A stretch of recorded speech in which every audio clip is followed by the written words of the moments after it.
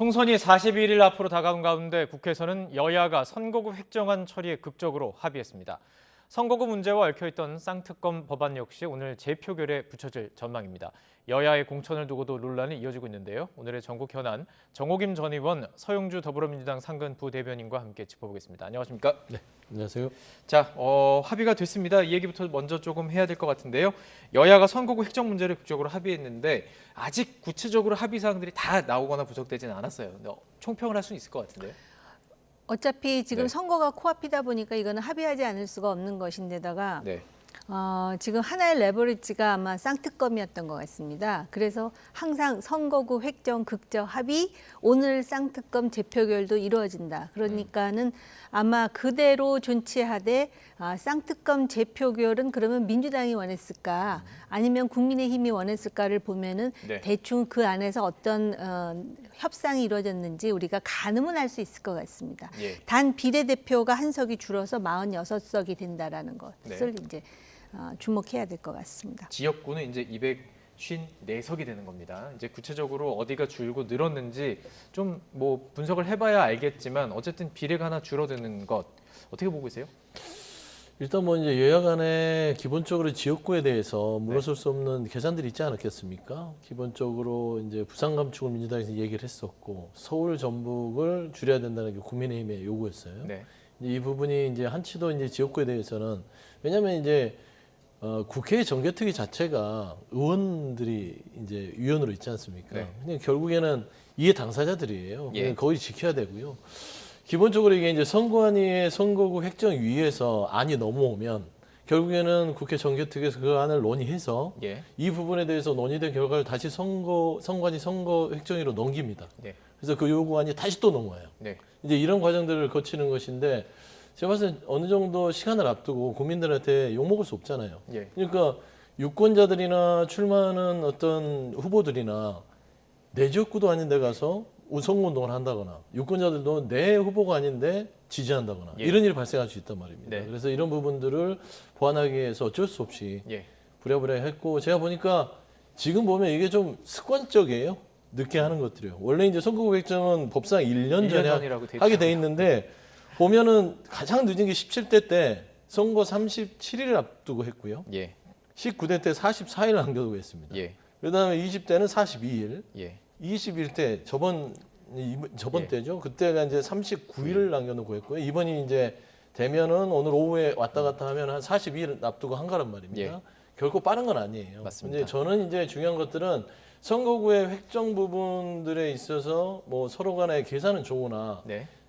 국회가 이런 부분에서 입법하는 기관인데 법은 예. 지켜야 되지 않냐. 예. 그래서 앞으로는 제도적인 대안으로서는 선관위의 선거구 획정위에 예. 정개특위를 없애버리고요. 거기에 의원들이 참여해서 거기에 확정안들 자체를 그냥 국회에 넘겨서 의결하는 순으로 해서 그 1년 전에 한다는 이런 것들이 지켜졌으면 좋겠다는 그런 생각을 좀 하게 됩니다. 알겠습니다. 모두 다 한 목소리로 얘기는 하지만 지켜지지 않는 상황이고, 자 그렇다면 쌍특검법 재표결 지금 합의는 된 상태고 조금 전에 제가 그냥 국회 시스템 살펴봤더니 그냥 3시로 보도에 잡혀 있고 정개특위 국회 그 사법특위 거기 그쪽도 그냥 정회로만 돼 있어요. 그렇기 때문에 아직 정확하지는 않지만 재표결이 이루어지면은 어떻게 될까요? 어떻게 예상하세요? 국민의힘이 오늘 쌍특검과 관련해서 재표결을 희망했다라는 거는 오늘 저것을 재투표를 하게 되면은 부결될 가능성이 높다라는 판단하에 하지 않았을까요? 물론 이게 무기명으로 하는 것이고 국회의원이 개개인이 헌법기관으로서 자신의 의사를 소신 있게 반영하는 것이기 때문에 예. 단순히 선거공학적으로 단정하기는 어렵지만 전반적으로 그래서 지금 일각에서는 국민의힘이 이렇게 그 현역 의원들을 상당수 살리고 또 대대적인 물갈이에 굉장히 조심스러웠던 이유 중에 하나도 쌍특검이다라는 이야기가 나올 정도인데다가 민주당의 이재명 대표 체제 하에서 공천 파동이 너무나 세게 일어났고 지금 그 이재명 대표의 공천에 대해서 오히려 불만을 갖는 그런 현역 의원들도 많기 때문에 반란표는 국민의힘이 아닌 민주당에서 나올 수도 있다라는 그런 얘기가 나오는 이 분위기 속에서 예. 오늘 이 재표결이 된다면은 부결될 가능성이 많다라고 높다. 보는 시각이 높습니다. 예, 알겠습니다. 자, 그러면 관련 소식들 지금 어쨌든 그 본회의에 지금 처리돼야 될 것들이 분명히 있죠. 지금 얘기했던 선거구 획정. 그리고 이제 제표결은 바로 이제 본회의에 들어가는 것이기 때문에 바로 이제 들어오는 대로 저희들은 이제 속보를 통해서 알려드리도록 하겠습니다. 자, 그럼 이제 공천 내용을 좀 살펴볼 필요가 있을 것 같아서 민주당부터 좀 살펴볼게요. 김근태계로 평가되는 기동민 의원, 오늘 이제 공천 그 내용들을 저희들이 생중계를 해드렸는데요. 서울 성북을에서 컷오프가 됐습니다. 그리고 여기에는 친명계 의원이 아니라 후보죠. 김남근 변호사가 전략에 공천됐습니다. 어떻게 보셨어요? 그러니까 우선 얘기하면은 그 컷오프 기준은 네. 당의 어떤 전략적 판단에 있어서 한다는 말씀을 드리는 것이고, 또 김남근 변호사가 언제부터 친명인지 모르겠어요. 뭐 문재인 대통령 때는 문재인 정부에 굉장히 협조적이었고, 그 전에는 또 민주당이 좀 가까운 활동을 해왔던 거는 맞습니다. 네. 하지만 뭐 친명계라고 지적하기에는 조금은 뭐 부르기 위해서 부른 것이다. 예. 최근에 이제 보면은 여러 가지 지역구에서 그런 오해가 있을 수는 있어요. 네. 대표에 대해서 많이 옆에서 거들었던 사람들에 대해서 공천이 이루어지기 있기 때문에 이건 친명 공천이고 비명 학살이다 이런 얘기를 하지만, 그 부분은 이번 성북을에 대한 이 공천하고 좀 별개인 것 같습니다.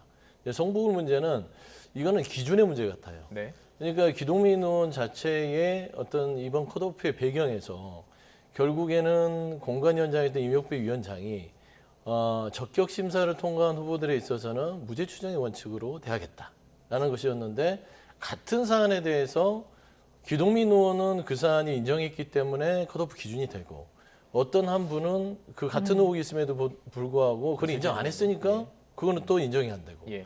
이런 부분들이 그러니까 기준이 명확하지 않으니까 이런 불만들이 나온다고 생각합니다. 기준. 예. 그래서 이번 공천에 있어서 저는 자범이라고 생각하지 않습니다. 공천이 시끄러워야 돼요. 예. 늘 시끄럽습니다. 예. 하지만 그 시끄러워야 된다. 시끄러움이 어떻게 조화롭게 만드느냐가 이제 공천 관리의 관건인데, 네. 이번에 몇몇에서 터져 나오는 모습들, 특히 오늘 기동민 의원의 어떤 그 억울함을 토로하는 어떤 문장들을 읽어보니 예. 그럴만하다라는 차원에서는 좀 이런 부분에 있어서는 지도부가 다시 한번 돌아보고 이런 정확한 기준점을 세우는 계기가 됐으면 좋겠다라는 좀 말씀 좀 드리고 싶어요. 기준이 흔들리고 있기 때문에 문제라고 말씀을 해주셨는데, 그렇다면 뭐 홍영표 의원, 또 전해철 이인영 의원에 대한 공천 결과도 관심이고, 만약에 이 전해철 이인영 의원도 만약에 컷오프가 되거나 어떤 이런 과정들을 겪게 된다면은 어쨌든 친문계를 중심으로 한 집단 움직임 가능성은 어떻게 좀 분석하세요? 저는 그런 가운데에서도 조용히 그것을 승복한다면 더 이상 민주당이 아니라고 생각이 들어요. 제가 그래요? 무슨 예. 제3자로서 관전자 입장에서 민주당의 소위 공천 못 받은 사람을 부추기려고 하는 게 아니고요. 네. 조금 전에 그 김남근 변호사, 저는 솔직히 어떤 분인지 모르지만 예. 인재근 의원을 요번에 불출마하도록 하면서 그때 나온 사람이 김남근이라는 이름이 나왔었어요. 예. 그러자 인재근 의원이 나는 이 사람을 뭐 지지할 수 없다. 이게 언론에 잠깐 나왔었거든요. 어쨌든 그래서 친명계로 알려지는 것이고, 기동민 의원 같은 경우에도 오히려 자기가 저렴한 양복 하나를 그 뭐라 그럴까 선물로 받았다라는 걸 인정했기 때문에 금품수수다 해갖고 이번에 컷오프가 된 것인데, 예. 오히려 나는 끝까지 받지 않았다라고 하는 사람은 오히려 순항하고 있지 않습니까? 예. 노웅래 의원 같은 경우도 자기가 뭐 그 뭡니까 후원금입니까? 나중에 받았다고 인정을 했다라는 이유로 컷오프가 됐는데, 예. 그러면은 돈을 받고 안 받고가 객관적인 사실이 아닌 본인이 인정 여부에 따라서 정확하게 하면 소액 후원금. 그렇습니다. 예. 이런 식으로 하는 것에 대해서 사람들이 예. 제3의 유권자들이 상당히 이것은 공정치 못하다고 보는 것이고, 시끄러워야죠, 공천은. 그러나 결과적으로 그래도 이 공천에 권한이 있는 사람이 자기 사람만, 자기 편만 이렇게 해서 편파적으로 뽑는 게 아니구나라는 인식을 하게끔 해야 되는데, 예. 지금 같은 논리로 전해철 이인영이 어디 되겠습니까 싶은 생각이 든다라는 것이죠. 예. 그러면은 지금 질문하신 대로 그렇게 지금 무기력하게 불공정하고 완전히 사천하듯이 했는데 가만히 있다? 심지어는 지렁이도 밟으면 꿈틀하는데 예. 그러니까는 뭔가 이 사람들이 플랜 B로 이 사람들의 생사 여탈보다 더 중요한 게 민주당에 졸리끈 거잖아요. 예. 그래도 한국 현대 정치사에서 민주당이 여태까지 민주라는 이름을 달고 지금까지 이어져 왔는데 예. 지금이 과연 민주당다운 것이냐라는 근본적인 문제에서부터 시작해서 이 사람들이 생각하고 행동해야 될 일이 저는 많다고 봅니다. 그래서일까요? 임종석 전 실장은 어제 이제 퇴근길에 선거운동을 했어요. 그러면서 같이 이제 친문계 의원들도 같이 했고 오늘도 퇴근 시간에 계속 할지 모르겠습니다. 할 것 같기도 한데 뭐 상징적인 의미일까요? 왜냐면 옷을 그 딱 민주당 그 파란 잠바를 입고 하더라고요. 네. 일부러 보란 듯이 했었는데 어떻게 해석하세요? 저는 봐서는 이제 조금 점잖은 무력 시위다. 그다음에 본인의 정치인으로서의 명분을 스스로 쌓는 것이죠. 예. 그러니까 임종석이라는 사람이 성동갑에서 이런 지지를 가지고 있고 네. 경쟁력이 있음에도 불구하고 당이 어떤 이유에서인지 몰라도 왜 나를 이렇게 컷오프를 시켰냐. 뭐 이제 예를 들면 당에서는 이게 뭐 후보 등록 안 했으니까 컷오프라고 얘기는 하지는 않겠지만 왜 배제를 했냐는 부분에 대해서 정치인으로서 마지막 어떤 그 출구를 스스로 여는 것 같아요. 근데 좀 아쉬운 부분들은 예. 이런 출구는 당에서 열어줘야 된다고 생각합니다. 예. 그러니까 미리 좀 사전에 이 성동갑에 가기 전에 당에서 좀 충분하게 임종석 전 실장이라면 민주당과 오랫동안 교류를 같이 해왔잖아요. 그리고 문재인 정부에서 비서실장도 지냈으면 어떤 당에서 전략자산으로 이용하기 위해서 미리 만나서 험지에 출마라든지 이런 부분에 있어서 전략적으로 좀 해주실 수 없겠냐. 같이. 그렇죠. 머리를 그러니까 두고. 그런 얘기가 예. 너무 늦다 보니까 임종석 실장 자체가 네. 본인이 두 번에 걸쳐서 재선을 했던 그 지역에 등록을 할 수밖에 없습니다. 예. 이번에 이제 공천 적격심사를 받기 위해서는 지역을 무조건 이렇게 명시하게 돼 있단 말입니다. 예.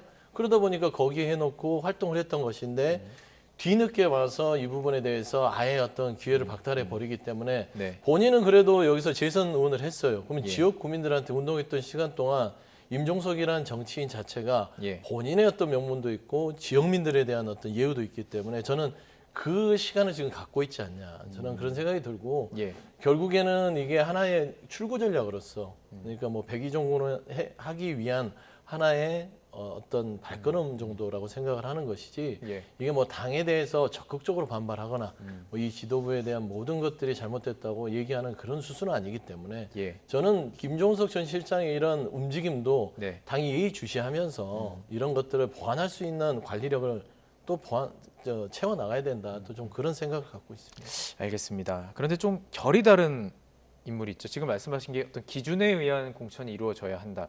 그렇다면 지금 이제 컷오프 됐던 사람들의 입장에서는 결국에는 친명만 공천받느냐 이런 공격을 하는데 친명으로 분류되는 안민석 의원이 지금 경기 오산서 컷오프가 됐어요. 그러다 보니까 이거 어떻게 좀 받아들여야 되나 이런 뭐 공감도 있습니다. 예. 그러니까 그 이재명 지도부가 참 그 영리하지도 못해요. 결국은 전부 지금 그 친문 내지는 반명, 비명만 지금 자르는 게 아니냐 해갖고 분기가 탱천해서 인계치가 올라가니까 그제서야 안민석, 변재일, 이 사람들도 친명인데 우리가 자르잖아 하면서 자르는 거예요. 예. 그러니까 누가 보더라도 바로 이제 그런 비난이 들끓으니까 이 사람들을 마치 또 그 보란 듯이 형평성을 지금 유지하고 있다라는 거를 과시라도 하듯이 잘라내니까 이 사람들은 또 이 사람들대로 반발합니다. 그러면서 뭐라 그러냐면은 뭐 결국 떡잎은 가고 새순을 뭐 한다 그러는데 지금 떡잎에 해당되는 노쇠한 정치인들이 과연 공천을 받는지 지금 보아야 될 지역구가 또 있지 않겠습니까? 네네. 그래서 참 그 요번에 공천을 하면서 민주당은 지난 강서 보궐선거에서 상당히 그 점수를 땄는데 오히려 이들의 그 공천 그 파동으로 소위 뭡니까 그 디오르 명품백 그걸 네. 완전히 그냥 완전히 이 공천 비명 행사로 그냥 완전히 그냥 말아 먹었다라는 그런 볼멘 소리가 나올 정도의 상황을 만들고 있습니다. 이재명 대표부가요. 예, 알겠습니다. 자, 이런 공천 갈등, 이재명 대표는 어떤 입장을 이야기할까 궁금했는데요. 어제 이야기를 했죠. 정면 돌파 의지를 보여준 것으로 분석이 되고 있는데요. 이 내용도 준비해봤습니다. 함께 들어보시죠. 최근에 탈당하시는 분들이 좀 한두 분 이렇게 계신 것 같습니다. 입당도 자유고 탈당도 자유입니다. 그런데 분명한 것은 그런 점은 있습니다. 경기를 하다가 질 것 같으니까 경기 안 하겠다. 아, 이 규칙이 나한테 불리해. 또는 아, 이 경기에서 이기기 어려워. 라고 해서 중도에 포기하는 것은 뭐 자유입니다만 그게 마치 경기 운영에 문제가 있는 것처럼 사실 말을 하는 것은 옳지 않다.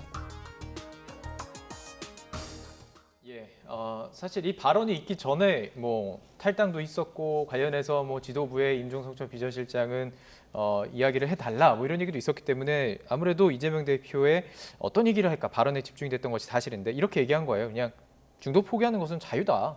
탈당도 자유다라고 얘기를 했어요. 그럼 이걸 어떻게 해석을 해야 되나라는 의문이거든요. 그냥 뭐 이제 발언에 대한 평가보다는요. 네. 그 의미를 따지면은 재고의 여지가 없다라는 것이죠. 예, 재고의 여지가 없다. 이거는 원칙대로 가는 당에서 거다. 시스템에 의해서 전략적에 의해서 정무적에 의해서 판단한 거기 때문에 예, 재고의 여지는 없습니다라고 얘기하는 걸로 분석하면 될 것 같고요. 예, 결국에 이제 총선이라는 거, 그 다음에 각 늘 어떤 지도부가 안고 있는 공천 시즌마다 안고 있는 부담은 그렇습니다. 결과지요. 모든 거는 결과가 얘기해 주는 것입니다. 물론 이제 모든 일에 있어서는 과정이 중요하다고 얘기를 하지만 특히 선거, 정치 이런 거는 결과죠. 결과는 총선 1등만 승패? 있습니다. 예. 2등은 없죠. 젖잘싸는 없습니다. 예. 그래서 결국에는 이런 잡음이 있는 공천 과정 속에서도 결과가 좋다면 인정을 받는 것이고 네. 만에 하나 이런 공천 잡음 때문에 결과가 안 좋다 하면 그 결과에 대해서 책임을 지는 것이죠.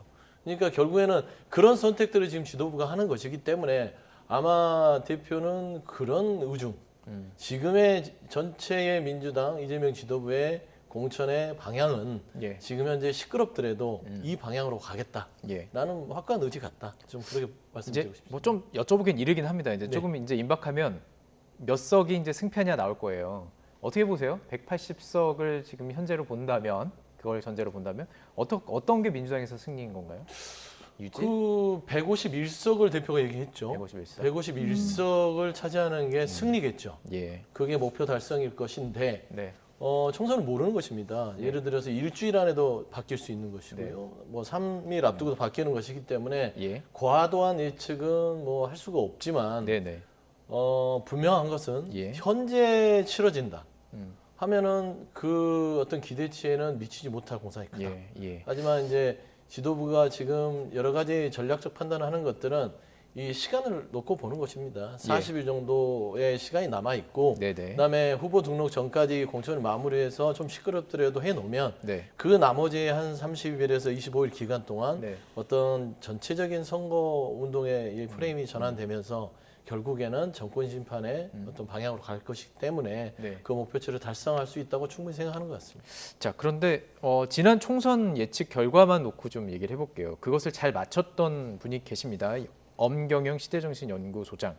민주당이 100석도 위태롭다 이렇게 얘기를 했어요. 그러면서도 또 이제 얘기했던 게 이재명이 가고 조국 대표가 온다 이런 전망을 내놨어요. 이거 어떻게 좀 들으셨는지 궁금합니다. 그 민주당은 100석 이하로 떨어진 적이 있었어요. 네. 그렇기 때문에 아마 이런 판단도 하는 것 같아요. 국민의힘 즉 보수 정당은 치명적으로 패배했을 때도 100석은 넘었었어요. 그런데 그 100석도 위태롭다라는 이야기는 그만큼 지금 공천의 후유증이 클 것이다라는 것이고요. 네. 40일이 남았다 그러는데 4년 전의 사례를 보면 요 2월 말이지 않습니까 벌써. 네. 이때부터 대충 이제 그 여론이요 굳혀져요. 그래서 중요한 거는 적극 지지자들이 아닌 이 사람들이 이미 마음의 결정을 몇 년 전부터 한 다 30% 양쪽 30%? 내려 있는 예. 상황입니다. 그런데 중도층이 볼 때 예. 아마 그렇게 생각했을 거예요. 윤석열 정부에 대해서 굉장히 비판적이었는데 가만히 보니까 저 야당 리더가 하는 행태도 저것도 도저히 받을 수가 없다라고 생각하는 사람도 꽤 있으리라고 보여져요. 그러다 네. 보니까는 이 엄경영 소장이 그런 얘기를 한 것이고요. 예. 총선 끝나고 이재명 가고 조국 대표가 온다라는 것은 본인이 어떤 마음을 갖고 했는지 모르는데 저도 사실은 똑같은 생각을 했어요. 그래요? 예. 왜냐하면 예. 조국 신당이 말이죠. 네. 몇 석은 아무튼 받을 것이고 네. 그러면 조국 전 법무장관은 들어올 거예요. 대법원 판결이 어떻게 날지는 네. 모르지만 네. 그런데 조국 전 장관을 지지하는 층하고요. 예. 지금 현재 이재명 지지자들이 겹칩니다. 예. 겹칠 뿐만 아니라 이번에 만약에 민주당이 총선에서 151석이 안 되잖아요. 네. 그리고 민주당이 이겨야 될 지역에서 패배하지 않습니까? 예. 그러면 책임론이 부각될 거예요. 그러면 사실 지금 이재명 대표는 말입니다. 예. 임종석이라든지 다른 사람에 대해서 저렇게 가열차게 아주 그냥 막 정말 그 뭐라 그럴까 서슬이 시퍼렇게 컷오프를 시키는 이유는 자신의 잠재적 경쟁자라고 생각해서 그러는데 실제로 경쟁자는 조국이 될 가능성이 훨씬 있다. 높아요. 그런 의미라고 저는 해석했어요. 예, 또 같은 또 분석을 하셨다는 게 좀 흥미로웠는데요. 자, 그렇다면은 국민의힘은 잘하고 있나 시선을 좀 옮겨보도록 하겠습니다. 국민의힘 조금 전에 공천은 잡음이 있어야 된다라고 말씀하셨는데 네. 큰 잡음이 없는 공천인가? 어쨌든 살펴보면은 현역 불패라는 말이 계속 나오다가 현역 의원이 조금 포함이 됐습니다. 이번에 경선 결과 어제 18명 결과를 보니까 다 초선이었어요. 그러다 보니까 이제 이거를 조금 엎드리게 해서 중진 불패 아니냐. 결국에는 정치 신인이기도 하신데 들어오는 거 너무 힘든 거 아니냐 이런 얘기 나와요. 그렇죠. 정치인이 힘들기 때문에 정치 신인들에게 기회의 문을 열어주는 것들이어야 정치권의 세대 교체의 책임이고 그게 네. 바로 정치 혁신이라고 했는데 여야 다 부족합니다. 이번에 공천을 보면요. 네. 절대적으로 세대 교체를 할 생각이 없어요. 예. 그거는 분명한 것 같고 국민의힘은 잘하고 있느냐. 조영환 공천은 솔직히 실패한 공천이라고 저는 솔직히 규정하고 싶어요. 공천은 어느 정도 시끄러워야 되는 게 맞아요. 제가 네. 초반에 얘기했잖아요. 다만 이게 화음이 맞아야 됩니다. 예를 들어서 꽹과리 북을 치는데 서로 박자가 안 맞으면 듣기 쉽잖아요. 예. 근데 꽹과리와 북소리도 이게 하모니가 되면 정말 음악같이 들리는 것입니다. 네. 그게 바로 혁신과 쇄신이 제대로 이루어지고 있다고 하는 것인데 예. 국민의힘은 아예 그런 게 없이 조용하게 다 해먹고 있다. 네. 좀 솔직히 좀 속된 말로 용산에서 바라는 사람들, 친윤계들, 그 다음에 한동훈 비대위원장이 데려온 사람들 다 하나하나 속속 들어보면 다 살아남아서 있다. 예. 예를 들어서 뭐 실명 거론하지 않겠습니다. 최근에 단수 공천 받은 의원들 중에 보면 돈봉투 의혹이 있었던 정모 의원님이나 그 다음에 충청도에 있는 그 상임위에서 그 산하기관으로부터 그 투자 받았잖아요. 그래서 그거 받았던 분도 계시고요. 비 오는 날 수해 현장에 가서 비 왔으면 좋겠다 했던 그런 막말했던 분도 계시고요. 예. 뭐 너무나 뭐 부적절한 분들은 다 공천을 예를 했단 들어 말입니다. 보면, 예. 거기에다가 김기현 대표 지금 됐죠. 네, 네. 주영 원내대표 됐죠. 예. 그러면 예전에 이노현 혁신위는 왜 있었습니까? 그냥 쇼였던 거예요. 예. 여기에는 조용히 하면서 다 하나씩 자리를 챙겨주고 나중에 어차피 오늘 있을 특검법, 쌍특검법에 대한 예. 그러니까 대통령 배우자 김건희의 어떤 도이치모터 주가 조작에 대한 진상규명에 대한 특검법 예. 이 부분에 대한 것들을 고려한 공천들이 이루어진 겁니다. 예. 그러니까 당연히 무색무취 좀 무서움이 나는 것이죠. 아, 예. 저는 그렇게 평가하고 있고요. 한 말씀 말씀드리면 한동훈 비대위원장이 지금 이재명 대표 지도부 체제의 공천을 네. 민주당 보고 뭐 숙청하는 제명당 그렇게 얘기를 하더라고요. 네, 저는 네. 조용하게 다 해먹는 저는 한심당이라고 표현하고 싶어요. 예, 네. 말씀해주신 그 부분을 저희가 준비해 놨었어요. 아, 그랬었나요? 그럼 지금 듣고 가면 좋을 것 같습니다. 이 시점에서 한동훈 위원장의 이 아침 회의 발언이었습니다. 함께 들어보시죠. 시스템 공천을 하다 보면 현역에 대해서 어떤 감점이 들어가고 신인에 대해서 많은 가점이 들어감에도 불구하고 신인들 입장에서는 어렵다 이런 생각을 가지실 수 있을 것 같아요. 이재명 대표의 민주당과 달리 국민들께 아무리 욕먹더라도 그냥 숙청하듯이 쳐내고 내 사람 아무나 밀어넣자 이런 저질 계산보다 정말 이 공천 자체가 수십 년간 공천 중에서 가장 공정하고 가장 사심 없이 이루어진 거다라는 평가 자체를 받고 싶어요. 네, 한동훈 비대위원장의 발언 들어봤습니다. 연일 저희도 이제 계속 아침마다 이제 발언, 뭐 출근길의 발언 이런 거 정리하고 있는데 민주당 공격을 좀 많이 하는데 지금 혁신 얘기를 해주셨기 때문에 좀 시간을 돌려서 좀 볼게요. 네. 인유한 혁신위에서 제시했을 때 그때 여러 가지 자문들이 있었죠. 거기서 이제 한 뭐 의원은 뭐 나는 공천 받았어 뭐 이런 얘기도 있었고 근데 보니까 본인 받았어요. 예, 혁신위에 있었던 그 네 분 중에 2명 일단 단수 공천 받았고 네. 또 받았던 그런 과정들이 있었고 또 그 당시에 있었던 게 이제 주호영 의원에 대해서 압박이 됐었지만 버티기 들어가는 거 아니냐 뭐 이런 얘기를 받았습니다. 김기현 의원은 대표직을 내려놓는 뭐 그런 과정들이 있었는데 그래서 이거 가지고 뭐 동점 받는 거 아니야 했더니 지금 어쨌든 받았습니다. 물론 이제 경선 승리를 했어요. 감점을 뭐 이기도. 그러다 보니까 당시 혁신이 그때 다시 한번 좀 살펴볼 필요는 있겠다. 이런 얘기가 나오던데요. 아니요, 그러니까 그때 혁신위의 요구처럼 공천을 한 건 아니에요. 네. 시스템 공천이라고는 하지만 이 대한민국에 있는 공천이라는 제도 자체는 어느 당을 불문하고 공천이 공정할 수는 없어요. 국민이 뽑아야 되는 거를 어쨌든 당에서 가로타고 앉아갖고 자기들이 하는 거기 때문에 예. 그들 기준으로는 공정할 수 있을지 모르지만 떨어진 사람 입장에서는 억울하고 불공정한 거겠죠. 단지 공천이 어떻게 보이느냐를 볼 때 결과적으로는 당의 권력들이 자신들이 원하는 사람을 공천했어요. 솔직히 말씀드리면. 예. 그런데 민주당과 국민의힘의 큰 차이가 뭔지 아십니까? 민주당은 그 과정에서도 너무나 거칠고 노골적이었어요. 누가 봐도 삼척동자가 봐도 야 저거는 정말 어떤 그 진영을 갈라서 이쪽 사람들은 아주 거의 그냥 숙청을 떠나 몰살하다시피 하고 뽑는구나라고 생각을 하는 것이고 이쪽은 굉장히 느린 속도로 그리고 심지어는 대통령실에서 일단 그 중견 친윤을 일단 물갈이 하려고 그랬잖아요. 그래서 이 사람들이 살아남는 것 자체가 대통령실과의 관계에 있어서 수평적 관계를 유지하는 것 같은 그런 착시 효과를 준 부분도 있어요. 그러다 네. 보니까 김기현, 주호영 다 살아남지 않았습니까? 예. 그리고 정말 공천해야 되겠다는 사람들은 사부작 전부 좋은 지역구에 준 게 사실이에요. 근데 어떻게 보이느냐? 그래도 네. 과정이 조용하고 점잖고 안정적으로 보이는데 예. 이쪽은 굉장히 거칠고 원색적일 뿐만 아니라 저런 사람까지 내쳐라는 생각을 하게끔 만들었다라는 점에서 패착이 분명히 민주당에게 더 많이 있다 이렇게 보여져요. 그리고 아직 끝난 게 아니잖아요. 이제 앞으로도 계속 공천이 남아 있고 또 이제 비례대표가 남아 있어요. 비례대표 순번이 어떻게 가는데 그러다 보니까 결국에는 비례대표 그쪽이 친윤들의 창고가 되는 거 아니야? 이런 또 뭐 날카로운 눈을 또 가지고 아니, 바라보는 사람이 있어요. 한동훈 위원장이 그런 얘기를 했잖아요. 네. 국민 추천제를 통해서 비례대표를 채우겠다. 네. 결국에는 이제 국민 추천제 부분들을 지금 국민의힘의 가장 노른자 일을 하면서 던졌단 말입니다. 참 네. 이게 뭐냐면 눈 가리고 아웅하는 것인데 뭐 강남 서초, TK 부분은 어차피 드러내야 돼요. 네. 이 드러내려면 어떻게 해야 됩니까? 이거는 물갈이를 하겠다는 소리거든요. 네. 근데 이거를 본인이 봉을 휘두르면 이건 학살이 되는 겁니다. 국민 추천제라는 게 당헌 당규에서 찾아낸 거예요. 그래서 아예 국민 추천제 하겠다. 그래 놓고 적당한 인재가 없어서 우리가 이렇게 물갈이를 하고 안 된 국민 추천제의 인재들은 비례대표를 빼겠다. 그 얘기를 한 겁니다. 예. 누가 보더라도 이 행간이 꼼수예요.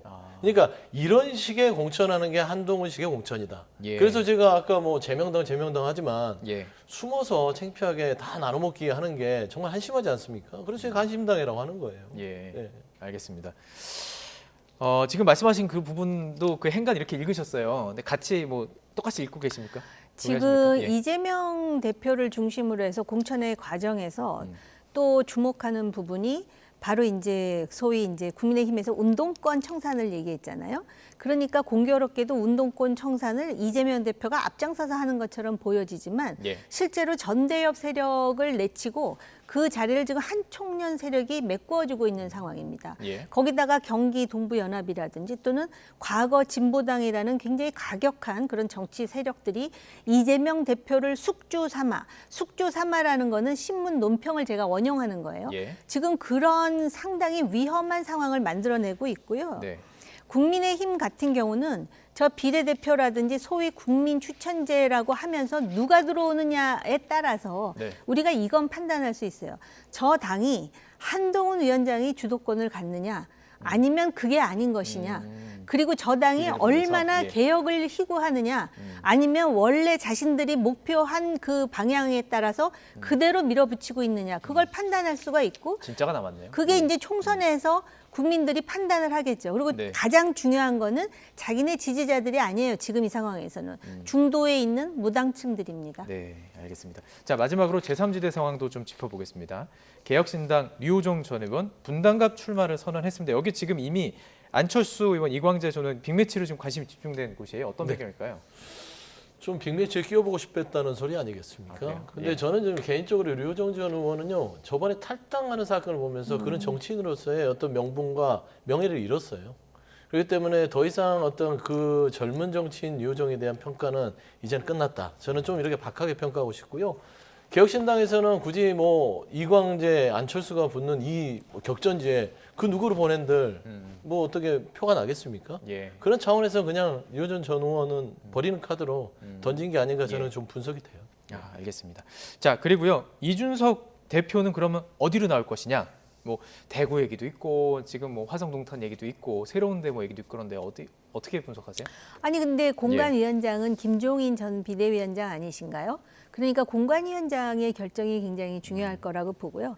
지금 이러한 전체적인 상황이 뭐 민주당이 공천 때문에 지금 굉장히 그 파열음이 세고 또 국민의힘은 국민의힘대로 주목을 받고 여기서 정말 의문의 일패는 이준석 신당 대표가 지금 받고 있다 해도 과언이 아니에요. 본인이 굉장히 명민하고 잠재력이 많을지 모르지만 지금 네. 과정에서 전혀 주목을 받지 못하고 있거든요. 예. 그래서 오히려 거기 그 몇몇 그 상당히 잠재력 있는 젊은 정치인들이 있지 않습니까? 개혁을 갈구하는 이 사람들이 정치권에 진입해서 한국의 정치 지형에 정말 요만한 돌이라도 좀 치워주는 역할을 하기 위해서는 김종인 위원장이 매우 창조적인 그러한 그 아이디어를 제시하는 방법 외에는 지금 방법이 없는 것 아닌가라는 생각이 들어요. 알겠습니다. 오늘 뭐 여기까지 듣도록 하겠습니다. 네, 오늘 전국 현안 정호김 전 의원과 서영주 더불어민주당 상근 부대변인과 제3지대 이야기까지 좀 살짝하게 챙겨봤습니다. 오늘 고맙습니다. 네.